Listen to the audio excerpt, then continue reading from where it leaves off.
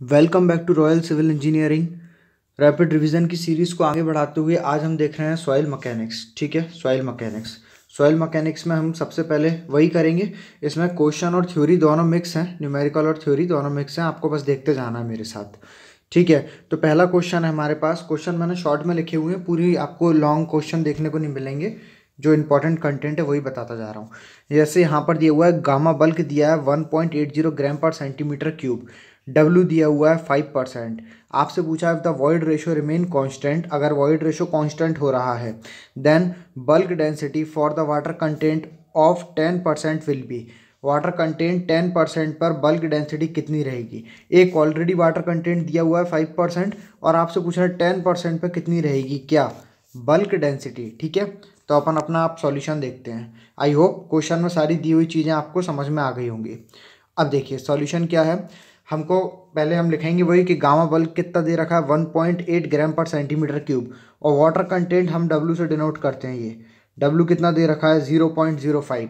Than gamma bulk होता कितना है ये हमको निकालना है। एक तरह से हम पूरा कंटेंट लिख देंगे छोटा सा, क्या क्या चीज़ें हमें करनी है क्वेश्चन में।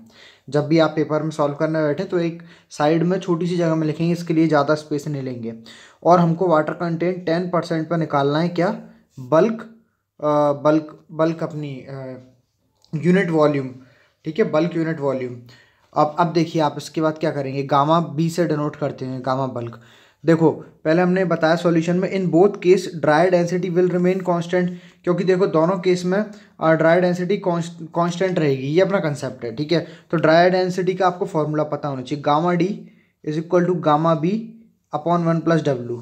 ठीक है, gamma d equal to gamma b, ये बल्क वाली है, अपॉन 1+W। अब देखिए आगे लिखा है ये गामा बी की वैल्यू जो अपन को गिवन वाली थी अपॉन डब्ल्यू की वैल्यू जो अपन को गिवन थी 5%। ये देखिए ये 5% जो था ना, ये क्वेश्चन में गिवन था, ये 5% यही। तो क्योंकि हमको ये पता है, ये कंसेप्ट होता है, मतलब ये आपको नॉलेज होनी चाहिए सॉइल मैकेनिक्स में, कि जो ड्राई डेंसिटी रहती है वो कांस्टेंट रहेगी दोनों केस में। ठीक है, ड्राई डेंसिटी कांस्टेंट रहेगी। तो हमने पहले वाले के लिए जो चीज़ें गिवन थी उसके अकॉर्डिंग हमने ड्राई डेंसिटी निकाल ली। फिर बस हमारी ड्राई डेंसिटी कितनी निकल के आई सॉल्व करने के बाद, ये निकल के आई 12/7 ग्राम पर सीसी। ठीक है, अब अपन केस 2 में यही वैल्यू रख देंगे ड्राई डेंसिटी की। ये ड्राई डेंसिटी की वैल्यू रख दिया, गामा भी हम यहाँ से निकाल लेंगे, और 1+W, ये वाला W क्या है 10% वाटर कंटेंट पे आपसे पूछा था, तो वही का वही रख दिया जो क्वेश्चन में आपसे पूछा था। बस यहाँ से गामा ड्राई आपका निकल के आ जाएगा। आगे बस पूरा सॉल्व किया है, कैलकुलेशन की है, आप खुद से करना ट्राई। अच्छा क्वेश्चन है और ये आता है अक्सर क्वेश्चन, ये वाला क्वेश्चन PSC में रिपीट होता है AE एग्जाम्स में। नेक्स्ट क्वेश्चन पर आते हैं। नेक्स्ट ये भी न्यूमेरिकल दिख रहा है, पढ़ते हैं। इक्वेशन दे रखी है आपको। ठीक है, चलिए इक्वेशन करेक्टली गिव्स, पूरा क्वेश्चन पढ़ता हूँ मैं, इक्वेशन वगैरह ऐसी कुछ नहीं दे रखी है, मैं क्वेश्चन पढ़ रहा हूँ। Equation correctly gives the relationship between the specific gravity of a soil grain G, specific gravity का ऐसे डिनोट करते हैं G से, and hydraulic gradient I to indicate quick condition in sand. Sand में क्विक कंडीशन को indicate करने के लिए वॉइड रेशो कितना दे रखा है 0.5। अब जिनको नहीं पता उनकी जानकारी के लिए मैं बता दूं, वॉइड रेशो बोलते हैं हम E को। ठीक है, और पोरोसिटी बोलते हैं हम N को, बस ये पता होना चाहिए। अब आप कभी कभार लोगों का इसमें कन्फ्यूज़न हो जाते हैं, इसलिए आपको बता रहा हूँ। चलिए अब आप क्वेश्चन पर आ जाइए। क्वेश्चन में आपसे क्या पूछा जा रहा है और हमें क्या करना है। देखिए क्वेश्चन में आपसे बोल रहे हैं कि equation correctly gives the relationship between, एक इक्वेशन है जो करेक्टली देती है relationship between specific gravity and soil grain के बीच में, specific gravity and hydraulic gradient के बीच में, मतलब G और I के बीच में, to indicate quick condition in sand having, जिस सैंड में क्या है वॉइड रेशो है E। मतलब ऐसी इक्वेशन है जिसमें जो रिलेशन दे रही है आपका क्या, स्पेसिफिक ग्रेविटी G और हाइड्रोलिक ग्रेडियंट I के बीच में, और जो कि क्या है टू इनिशिएट करने के लिए क्विक कंडीशन को इन सैंड हैविंग वॉइड रेशो, जिसका वॉइड रेशो कितना है 0.5। आई होप अब आपको क्वेश्चन क्लियर हो गया होगा। तो बस आपको ऐसी कंडीशन देखने को जहाँ भी मिले तो आपको फॉर्मूला लगाना पड़ेगा। फॉर्मूला रहता है IC इक्वल टू G-1/1+E। ठीक है, ये क्विक कंडीशन में फॉर्मूला यूज़ होता है सॉइल में। तो बस आपको जो भी चीज़ें गिवन है उसके बाद वैल्यू पुट करिए और अपना आंसर ले आइए। ठीक है, चलिए नेक्स्ट क्वेश्चन पर चलते हैं। नेक्स्ट क्वेश्चन है, ये लीजिए अगला क्वेश्चन है कि retaining wall retain a sand strata, एक रिटेनिंग वॉल है जो रिटेन कर रही है सैंड स्ट्रेटा को। क्या क्या वैल्यू गिवन है, फाई की वैल्यू गिवन है 30 degree up to its top, ठीक है, टॉप में। If the uniform surcharge, surcharge दिया हुआ है 12 टन पर मीटर स्क्वायर का, is subsequently put on the sand strata, then the increase in the lateral earth pressure intensity on the retaining wall will be. क्या पूछ रहा है आपसे, आपसे पूछ रहा है कि आप बताओ उनको कि रिटेनिंग अर्थ प्रेशर इंटेंसिटी में कितना इंक्रीमेंट हो रहा है, ठीक है। सॉरी, आपसे पूछा जा रहा है increase in the lateral earth pressure intensity on the retaining wall will B, retaining wall की अर्थ प्रेशर इंटेंसिटी में कितना इंक्रीमेंट देखने को मिल रहा है। Increase in the lateral earth pressure intensity on the retaining wall, ठीक है। और ये दो चीज़ें आपको गिवन है, एक फाई दे रखा है, एक आपको सरचार्ज दे रखा है 12 टन पर मीटर स्क्वायर का। चलिए डायरेक्ट आंसर देखते हैं। देखो increase in lateral earth pressure क्या रहता है, ये आपको याद करना पड़ेगा, delta sigma h equal to k a Q. के ए क्या रहता है, एक्टिव अर्थ प्रेशर रहता है हमारा, ठीक है। K A is what, active earth pressure coefficient. के ए का आपको फॉर्मूला याद करना पड़ेगा, क्या रहता है, K a equal to 1 minus sine 5 upon 1 plus sine 5, active का ये रहता है ये। बस आपने पहले निकाला के ए आपने वैल्यू रखी, फाई की जगह फाई की वैल्यू रख दी 30 गिवन है क्वेश्चन में, और फिर आपने सरचार्ज, क्यू क्या है आपका, सरचार्ज है ये, फिर आपने बाद में के ए निकालने के बाद के ए आया 1/3 और उसका सरचार्ज से मल्टीप्लाई किया, तो ये आपका आ गया आंसर। आंसर आया, बस आंसर से आपको मतलब होना चाहिए और फॉर्मूले से मतलब होना चाहिए। थ्योरी ऐसी घुमा घुमा के पूछेंगे वो, मतलब न्यूमेरिकल में जो आपको थ्योरी देंगे वो ऐसी देंगे कि आप कंफ्यूज हो जाएंगे, लेकिन अगर आपको फार्मूला याद है तो आप इजीली कर लोगे इसको। नेक्स्ट क्वेश्चन की तरफ बढ़ते हैं। नेक्स्ट क्वेश्चन है कि WL and WP of a sample are, WL दे रखा है और WP दे रखा है। WL क्या रहता है पहले आपको बताऊं, ये रहता है लिक्विड लिमिट, और WP क्या रहता है, प्लास्टिक लिमिट। मैंने शॉर्ट में लिखा है, पहले ही आपको बताया था। तो ये क्या क्या है, एक है आपका 65%, एक है 29% रेस्पेक्टिवली।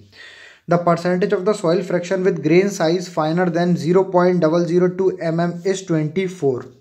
The activity ratio of the soil sample is. अगर आपको एक्टिविटी की डेफिनेशन पता है तो आप इजीली इस क्वेश्चन को कर लेंगे कि एक्टिविटी होती क्या है सॉइल में। फिर भी चलो अपन अब देखते हैं। आपको दो चीज़ें पता है, एक तो लिक्विड लिमिट पता है, एक प्लास्टिक लिमिट पता है, ठीक है। और आपको ये बता रखा है कि soil fraction with grain size finer than 0.002 इस कितना है, 24 है। तो आपको बताना है activity ratio of the soil sample क्या रहेगा।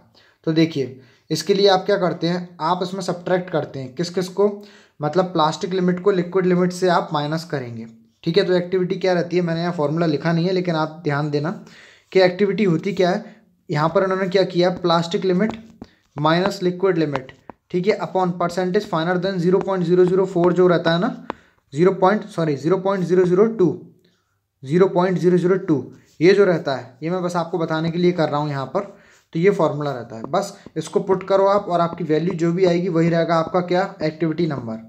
तो इतना भी टफ नहीं आता है एग्ज़ाम में, मतलब आपका बस ये एक, आपको डरना नहीं है क्वेश्चन से, आपको बस सॉल्व करना है, धीरे धीरे करो। अगर एकदम क्वेश्चन समझ में ना आए एग्जाम में तो उसको स्किप कर दो, पहले थ्योरी वाले क्वेश्चन देखो फिर बाद में इस पर आओ तो आपको क्वेश्चन बन जाएगा। चलिए ये बताया, देखो मैंने यहाँ पर ये सॉल्व कर दिया पूरा, उसके बाद ये बाद में बताया कि एक्टिविटी होती क्या है। तो एक्टिविटी क्या रहती है, plasticity index upon percentage of clay fraction, ठीक है। अब ये जो मैंने बताया था WP माइनस WL वही रहता है आपका क्या, प्लास्टिसिटी इंडेक्स, ठीक है। मतलब plasticity limit minus liquid limit is what is our plasticity index. Next question पर आ रहे हैं। अगला क्वेश्चन है अपने पास, पूछा जा रहा है अगेन लिक्विड लिमिट दे रखी है 60%, प्लास्टिक लिमिट दे रखी है 35% और WS दे रखा है 20% और वाटर कंटेंट दे रखा है 50%। Then liquidity index of the soil कितना रहेगा। लिक्विडिटी इंडेक्स का फॉर्मूला आपको याद करना पड़ेगा। जो लिक्विडिटी इंडेक्स रहता है वो रहता है W minus WP upon WL minus WP, ठीक है। ये तो अपना वही हो जाएगा, WL माइनस WP सिंपल है, और ऊपर रहेगा W माइनस WP। तो ये टोटल W कितना दे रखा है आपको, 50% दे रखा है। बस आपको अगर लिक्विडिटी इंडेक्स का फॉर्मूला पता है तो आप इजीली वे में इस क्वेश्चन को भी कर लेंगे, ठीक है। अपन नेक्स्ट क्वेश्चन पर आते हैं। क्वेश्चन गिवन है कि following data obtained when sample of medium sand was tested, medium sand sample was tested in a constant head perimeter। कहाँ पर किया जा रहा है? constant head perimeter में एक टेस्ट किया जा रहा है। following data obtained when a sample of medium sand was tested in a constant head perimeter। Cross section area of the sample का क्रॉस सेक्शन एरिया दे रखा है कितना? 100 सेंटीमीटर स्क्वायर। हाइड्रोलिक ग्रेडियंट जिसको हम आईसी से डिनोट करते हैं कितना दे रखा है? 10। और क्या दे रखा है? Discharge collected is what? 10 cc पर सेकेंड। क्यू में दे रखा है आपको, क्यू मतलब डिस्चार्ज कलेक्टेड। और coefficient of permeability of sand आपसे पूछा है, coefficient of permeability of sand आपसे पूछा है। आपको कोफिशिएंट ऑफ परमेबिलिटी का फॉर्मूला पता होना चाहिए, K equal to Q upon I A होता है। ठीक है, के अपना कोफिशिएंट ऑफ परमेबिलिटी रहता है, क्यू अपना डिस्चार्ज हो गया, अपॉन में आई अपना हाइड्रोलिक ग्रेडियंट रहेगा, और ए तो एरिया रहता ही है। बस बाकी सारी चीज़ें गिवन है, आप वैल्यू पुट करिए, आंसर इजीली आएगा।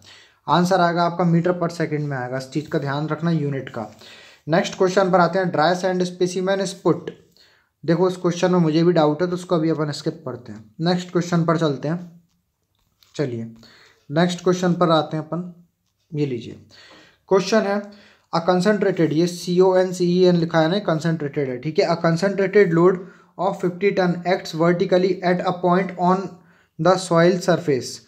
The Boussinesq equation is applied for computation of stress. Then the ratio of vertical stress at the depth of 3 meter and 5 meter respectively. ठीक है, vertically below the point of application of the load will be. तो आपसे पूछा जा रहा है कि depth बतानी है आपको Boussinesq फॉर्मूले में। देखो बात यह है कि vertical stress below point load कितना रहता है Boussinesq फॉर्मूले के अकॉर्डिंग? सिग्मा जेड रहता है 0.4775 क्यू अपॉन जेड स्क्वायर। ठीक है, ये रहता है 0.4775 क्यू अपॉन जेड स्क्वायर। अब देखिए सिग्मा 3 अपॉन सिग्मा 5 ये क्या दे रखा है? ये आपकी डेप्थ के अकॉर्डिंग दे रखा है। तो Boussinesq फॉर्मूले आप देख रहे हो कि ये जो सिग्मा जेड है, वेट कीजिए, सिग्मा जेड है ये इन्वर्सली प्रोपोर्शनल है आपके डेप्थ के। ठीक है, तो बस यही इन्होंने डायरेक्ट शॉर्ट में लिख दिया हमने। तो आपको जो दो डेप्थ में पूछा था, एक 3 पर एक 5 पे, तो ये इन्वर्स हो जाएंगे, 3 यहाँ आ जाएगा 5 यहाँ आ जाएगा। और क्योंकि ये स्क्वायर में रहता है जेड, तो आप भी इसका स्क्वायर कर देंगे और आपका आंसर इसी वे में आ जाएगा। नेक्स्ट क्वेश्चन की ओर चलते हैं। नेक्स्ट क्वेश्चन है अपने पास कि the gross bearing capacity of a footing is 450 kilonewton per metre square if the footing is 1.5 metre wide. Footing कितनी? 1.5 मीटर वाइड है। ठीक है, पहले सुनो, ग्रॉस बियरिंग कैपेसिटी कितनी दे रखी है फुटिंग की? 450 किलोन्यूटन पर मीटर स्क्वायर की। अब फुटिंग को बता रखा है ये कितना है? 1.5 मीटर वाइड है। ठीक है, and a depth of 1 metre, और इसकी डेप्थ कितनी दे रखी है? 1 मीटर की। In a clayey soil with a unit weight कितना दे रखा है? 20 kilo newton per metre cube. Then the net bearing capacity will be. Net bearing capacity हमको बताना है। तो देखो क्वेश्चन में क्या क्या गिवन है वो देखिए। ग्रॉस बियरिंग कैपेसिटी दे रखी है हमको, ये QS ग्रॉस बियरिंग कैपेसिटी कहलाती है। कितनी दे रखी है? 450 kilo newton per metre square. Width of footing दे रखी है 1.5। यूनिट वेट ऑफ क्ले क्या रहता है? गामा, जो कि है 20 kilo newton per metre cube. ये देखो यूनिट वेट ऑफ ये सॉइल दे रखा है हमको, ये भी हमें गिवन है। अब आप देखिए नेट बियरिंग कैपेसिटी होती क्या है? Net bearing capacity is equal to gross bearing capacity minus overburden pressure. ठीक है, तो net bearing capacity is equal to what? Gross bearing capacity minus overburden pressure. ये जो हाईलाइट किया है ये आपको इंपॉर्टेंट है, आपको इसको मतलब दिमाग में रखना है इस चीज़ को। अब देखिए net bearing capacity equal to gross minus overburden pressure. बस उसके बाद आपने वैल्यू पुट करी है सबकी और आपका ये आंसर आ गया। ठीक है, नेक्स्ट क्वेश्चन। तो आज बस अपन इतना ही रखते हैं। अगर आपको ये वीडियो अच्छी लग रही है तो आप वीडियो को लाइक कीजिए और चैनल को प्लीज़ सब्सक्राइब कीजिए। Thank you.